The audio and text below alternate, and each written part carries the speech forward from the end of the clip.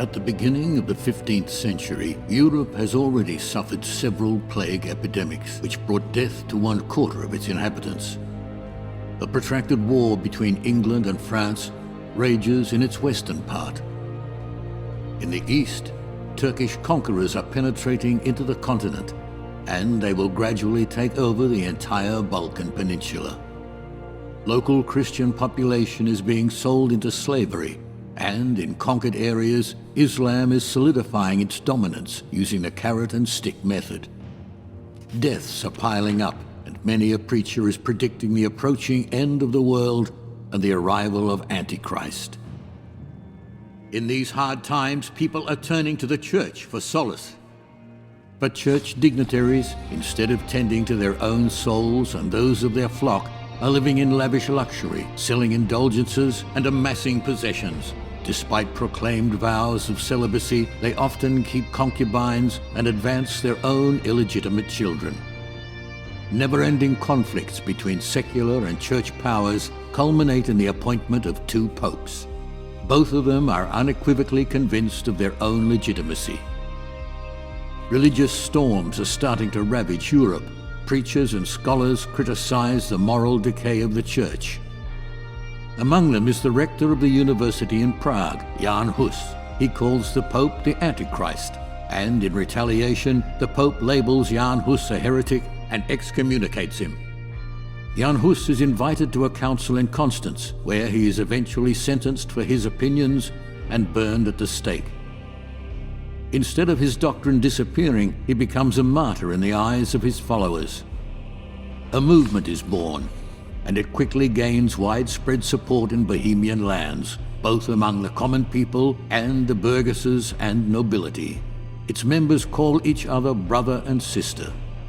Their symbol is the chalice, as one of the demands for Reformation, communion under both kinds, which is the expression of equality between the clergy and lay persons. Following the death of his brother, Sigismund of Luxembourg is to be crowned the King of Bohemia. The Hussites, however, blame him for the death of Jan Hus and insist that he first accepts their Reformation demands. But Sigismund refuses to accept these conditions and travels to Wrocław, where he begins to prepare a crusade.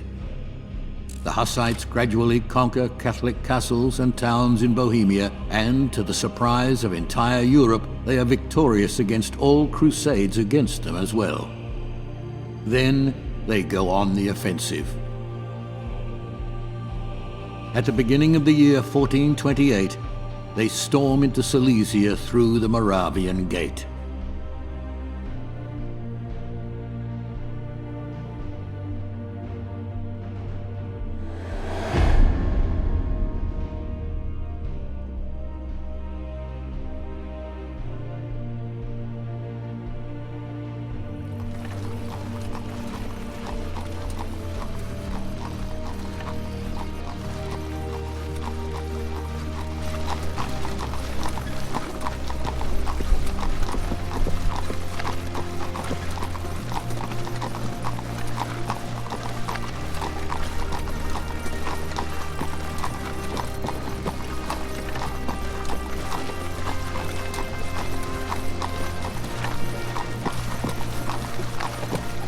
Hey look!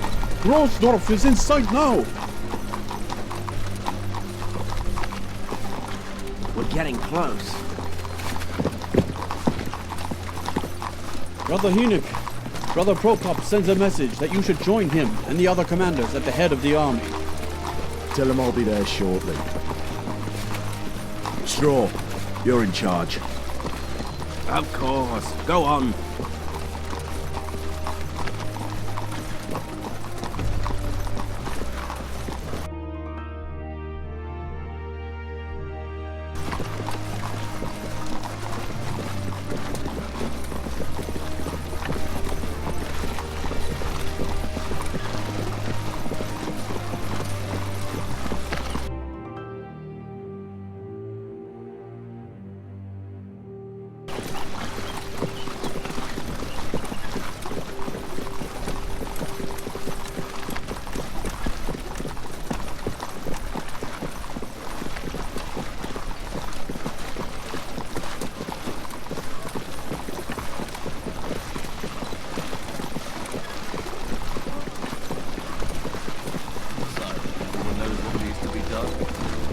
Did you send for me, Brother Prokop? Ah, here he is. Brother Blazak will tell you about our plans. Blessed be the Lord, brothers. So let us repeat it once more for Hinek. The army will split up behind the village. The main part with Brother Prokop will continue on towards Osablaha and then towards Glogorek, where as far as we know Count Bolko still resides. Brother Doberslav with his people, and you, Hinek, with yours, will set off from Roversdorf for Hennersdorf, and then further on, all the way to Zuckmantel. From the other side, Otto with his foot soldiers will go through Hermannstadt, and you will join together by Edelstein Castle. And what about the castle? Conquer? Only if it's easy. It won't harm Bishop in any way, but there will be enough of you there. Keep in mind that we are still only at the gates of Silesia. There will be plenty of time for waging war. Don't take any unnecessary risks. Take only what you can easily transport and burn the rest. Everything clear? Clear. All right, you're dismissed. And brothers, may Christ be with you. And with you, brother. Good luck. Do you hear? It's already started. We will meet behind the village. Don't stay there much. We still have a lot of work to do. I'll find the guys and we'll follow you right away. All right then, Brother Hinek. For now, go with God. Here!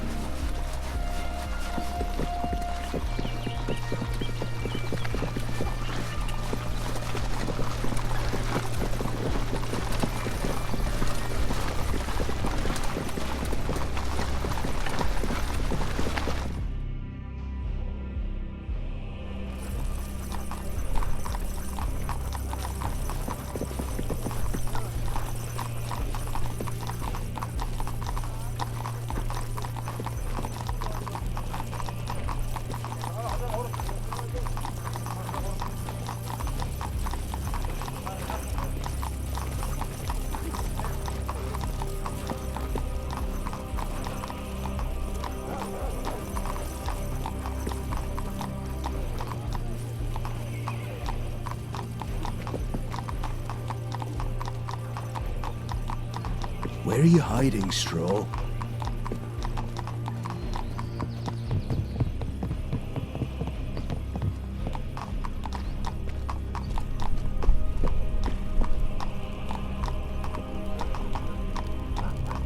Straw! Hinek, look what we have here. Local hero. Leave me alone! Heretics! Devils! Put an end to it. We have work to do. Well, what's new with Prokop? Grab your things, jump onto the wagons and we're off. Pukala is waiting for us behind the village. Do we have to go with the Poles? Shut up and hurry. Where is Father Divish? Maybe he went off somewhere to take a piss. Oh, there he is. Well, didn't you hear? Pack up your junk and we're off to plunder with the Poles. Wenzel, you go grab the others. Where are we off to, Brother Hinek? We will join up with the Poles and go towards Hennersdorf. Hennersdorf it is. Onwards.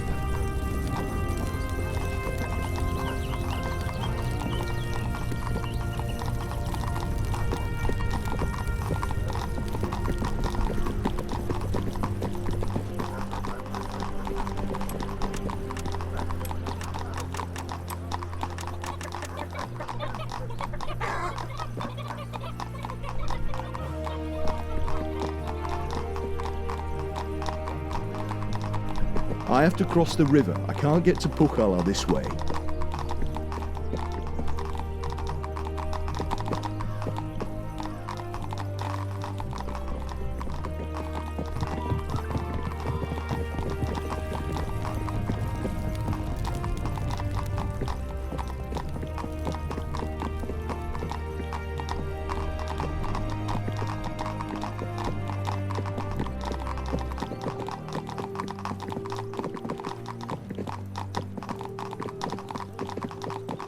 There they come. Everyone up, we're off. I'm looking forward to fighting by your side, Hinnek. To Hennersdorf.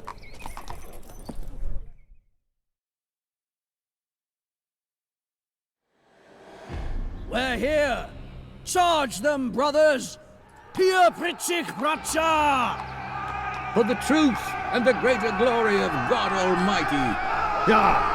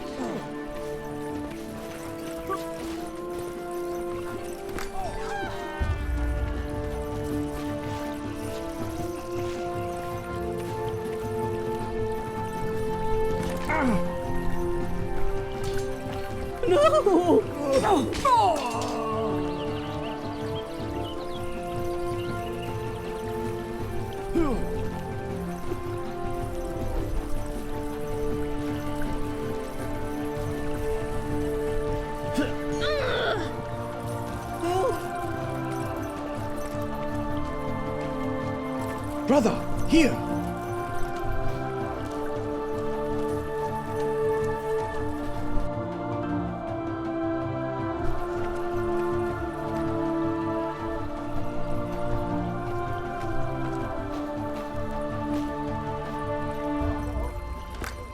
Here you go. Take these torches. Spread the red rooster to the other houses as well.